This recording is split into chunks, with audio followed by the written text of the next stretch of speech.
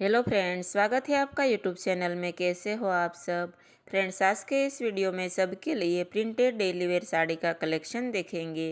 ये all sari printed या unique है। डिफरेंट कलर या डिफरेंट डिजाइन के साथ बहुत ही खूबसूरत लग रही है। फ्रेंड्स, इनमें से आप कोई भी साड़ी ले लो, हर साड़ी का आपको 2-3 कलर मिल जाएगा। आप अपनी चॉइस का कलर या डिज़ाइन पसंद कर सकते हो।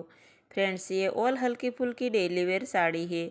आप रोजाना घर पर पहनकर आराम महसूस कर सकते हो और हर उम्र की महिला इसे पहन सकती है। ऑल साड़ी के साथ प्राइस भी दिया हुआ है। ऐसी best sari georgette, chiffon, silk and cotton belt fabric भी आपको मिल रही है। आपको इनमें से कोई भी साड़ी अच्छी लगती है और आप इसे खरीदना चाहते हो तो ये ऑल साड़ी की लिंक आपको डिस्क्रिप्शन बॉक्स में से मिल जाएगी। वहाँ से आप इजीली मंगवा सकते हो। मैं उम्मीद करती हूँ कि ये वीडियो आपको ज़रूर पसंद आया होगा।